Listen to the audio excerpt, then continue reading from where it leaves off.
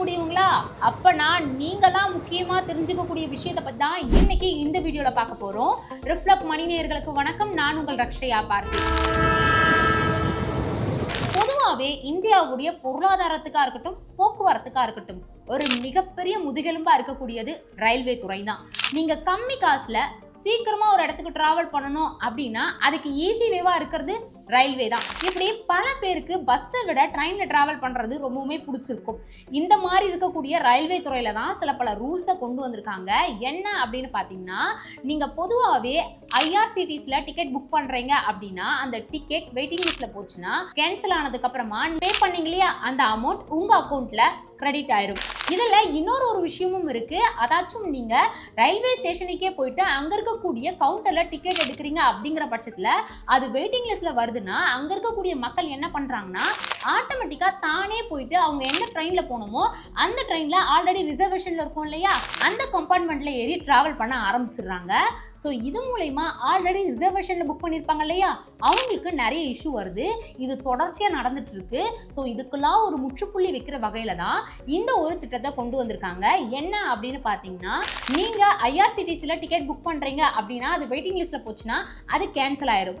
இதுவே நீங்க ரயில்வே ஸ்டேஷனுக்கு வந்து அந்த ஒரு கவுண்டர்ல டிக்கெட் எடுக்கிறீங்க, அது வெயிட்டிங் லிஸ்ட்ல இருக்கு அப்படின்னா நீங்க கண்டிப்பா ஸ்லீப்பர்லயோ இல்ல ஏசி கோச்லயோ ஏறக்கூடாது.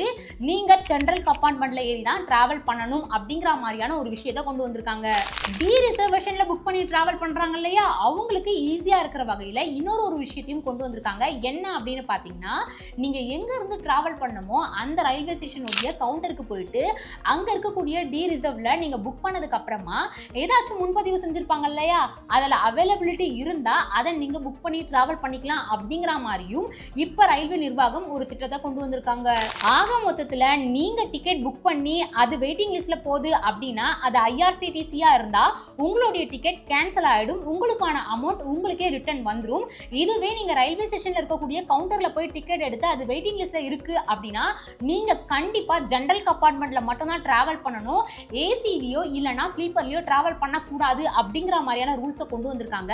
இதை மீறி நீங்க டிராவல் பண்றீங்க அப்படிங்கிற விஷயம் அவங்களுக்கு தெரிய வந்ததுன்னா இதுக்கான ஃபைன் கடுமையா இருக்கும் அப்படிங்கிற மாதிரியும் இன்ஃபார்ம் பண்ணியிருக்காங்க. சரி, ஓகே, இந்த மாதிரியான திட்டங்கள்லாம் ஏன் கொண்டு வந்திருக்காங்க, இதுக்கான காரணம் என்ன அப்படின்னு பார்த்தீங்கன்னா, இதுக்கு முக்கிய காரணமா யாரை சொல்றாங்கன்னா வட மாநிலத்தை சேர்ந்த மக்கள் தான் இந்த மாதிரியான பிரச்சனைகளை அடிக்கடி செஞ்சுட்டு இருக்கிறதா சொல்லப்படுது. அதாச்சும் தாங்கள் டிக்கெட் எடுத்துமே அது வெயிட்டிங் லிஸ்ட்ல போகுது அப்படின்னா அதை பொருட்படுத்தாம அவங்களே போயிட்டு ஆல்ரெடி ரிசர்வேஷன்ல இருக்கும் இல்லையா அந்த ஒரு கம்பார்ட்மெண்ட்ல ஏறி டிராவல் பண்ண ஆரம்பிச்சிடுறாங்களா. ஸோ இது மூலயமா ஆல்ரெடி ரிசர்வேஷன்ல புக் பண்ணியிருப்பாங்க இல்லையா, அவங்களால டிராவல் பண்ண முடியறது இல்ல. ஸோ இதுக்கெல்லாம் ஒரு முற்றுப்புள்ளி வைக்கிற வகையில இந்த ஒரு திட்டத்தை கொண்டு வந்திருக்காங்க. இது எல்லாத்தையும் தாண்டி ட்ரெயின்ல டிராவல் பண்ணக்கூடியவங்களுக்கு ஈஸியா இருக்கிற வகையில ஒரு விஷயத்தையுமே கொண்டு வந்திருக்காங்க. என்ன அப்படின்னு பாத்தீங்கன்னா, இப்போ நீங்க ட்ரெயின்ல டிக்கெட் புக் பண்ணணும் அப்படின்னா IRCTC அப்ளிகேஷனை யூஸ் பண்ணுவீங்களா, உங்களுடைய ட்ரெயின் எங்க வருது அதோடைய லொகேஷனை தெரிஞ்சுக்க வேர் இஸ் மை ட்ரெயின் அப்படிங்கிற அப்ளிகேஷனை யூஸ் பண்ணுவீங்க. ஃபுட்டுக்காக வாட்ஸ்அப் நம்பர் மூலமா நீங்க ஃபுட்டை ஆர்டர் பண்ணுவீங்க. இது எல்லாத்தையும் தாண்டி பிளாட்ஃபார்ம் டிக்கெட்டா இருக்கட்டும் இல்ல அன்ரிசர்வ்டு டிக்கெட்டா இருக்கட்டும், இதை டிக்கெட் புக் பண்றதுக்காக நீங்க UTS அப்ளிகேஷனை யூஸ் பண்ணுவீங்க. அப்படி இல்லையா ட்ரெயின்ல ஏதாச்சும் ப்ராப்ளம் அதை நீங்க வந்து கம்ப்ளைண்ட் பண்ணணும் அப்படின்னா அதுக்கு ரயில்மேட் அப்ளிகேஷனை யூஸ் பண்ணுவீங்க. இப்படி ஒவ்வொன்றுத்துக்கும் தனித்தனி அப்ளிகேஷன் யூஸ் பண்ணிட்டு இருக்கீங்க இல்லையா, இது எல்லாத்துக்குமே சேர்த்து ஒரு அப்ளிகேஷனை கொண்டு வர போறாங்களா. அந்த அப்ளிகேஷன் பேர் தான் ஸ்வாரை. இந்த அப்ளிகேஷன்ல நீங்க ஃபுட்டையும் ஆர்டர் பண்ணிக்கலாம், உங்களுடைய ட்ரெயின் எங்க வருது அப்படிங்கிற லொகேஷனையும் பார்த்துக்கலாம், டிக்கெட்ஸையும் புக் பண்ணிக்கலாம். ஏதாச்சும் உங்களுக்கு கம்ப்ளைண்ட் பண்ணணும் அப்படிங்கிற பட்சத்துல அந்த கம்ப்ளைண்ட்டும் பண்ணிக்கலாம். இந்த ஒரு அப்ளிகேஷனுமே கூடிய சீக்கிரத்துல வரும் அப்படிங்கிற மாதிரி சொல்லியிருக்காங்க. வெயிட் பண்ணி தான் பார்க்கணும். இந்த வீடியோ உங்களுக்கு ரொம்பவே யூஸ்ஃபுல்லா இருக்கும் அப்படின்னு நினைக்கிறேன். இதே மாதிரி தொடர்ந்து நிறைய வீடியோஸை நம்ம சேனல்ல பார்க்கலாம். இதுக்கு முன்னாடி நம்ம சேனல்ல மணி, ஃபைனான்ஸ், இன்வெஸ்ட்மெண்ட் இந்த மாதிரி சம்பந்தப்பட்ட நிறைய வீடியோஸை போட்டிருக்கோம். இதெல்லாம் மறக்காம பாருங்க.